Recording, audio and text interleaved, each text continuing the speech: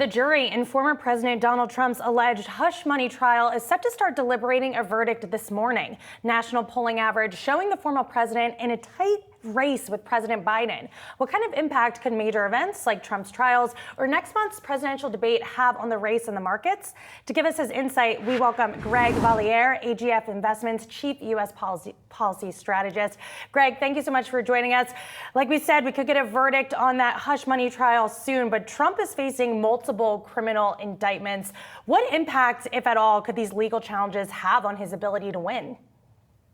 Some impact, but I don't think a big impact. I think that the bigger impact, frankly, would be the debate on this 27th of June. There are people who are betting in Washington that Trump will be rusty, that he won't be up to speed on a lot of issues, and that could be far more important to his prospects than the court cases.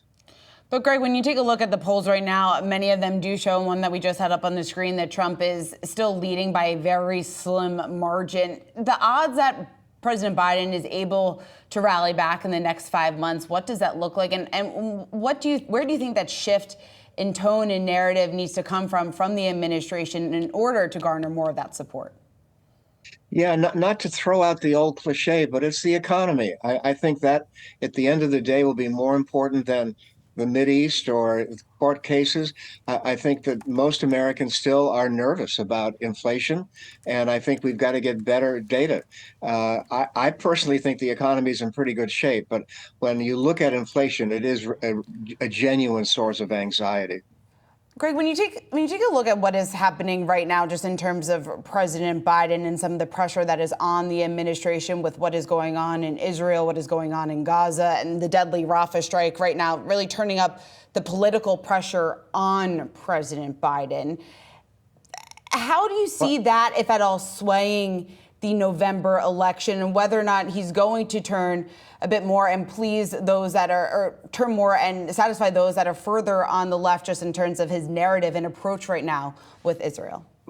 These two horrific wars are hardly a plus for Joe Biden. I don't think all the arms will get to Ukraine until July, and I think we're still going to be looking at a stalemate, a very bloody stalemate in Ukraine. The Mideast is just as serious. I never thought in my entire career I would see the U.S. president and the Israeli prime minister be estranged. And they're basically estranged right now. So I think that is going to percolate with one big wild card, and that, of course, is the Iranians. So I don't see these stories getting any better for Joe Biden. And I think the American public would like to get a message. The public would like to hear what the plan is, and we really haven't heard that. So we have those geopolitical tensions. You were just talking about the economy. What do you think is going to be the biggest talking point at that debate next month? Yeah, probably the economy. I think that there's a pervasive belief that's not going to change, that all the spending we did 2 or 3 years ago was the major contributor for the inflation that we have now. I think there are a lot of reasons why we have inflation now, but I think the level of spending is a big deal. I would make this point also.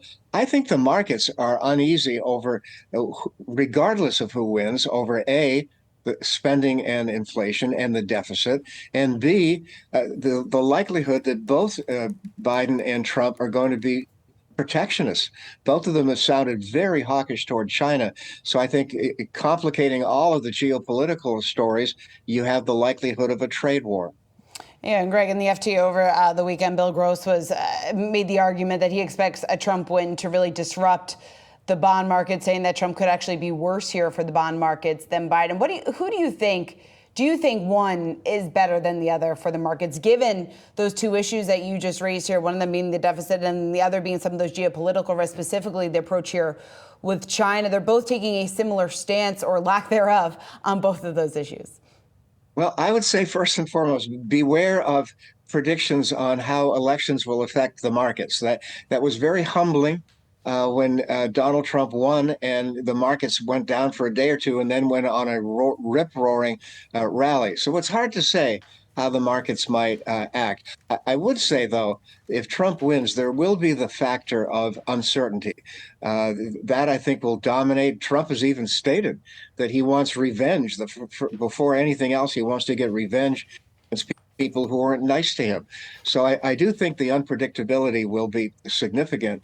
But both of them, again, both of them will preside over very high deficits. That's locked in, baked in the cake, and they'll prevail over what I think is a protectionist trade policy. Greg Valliere, AGF Investments Chief U.S. Policy Strategist, thanks so much for joining us. You bet.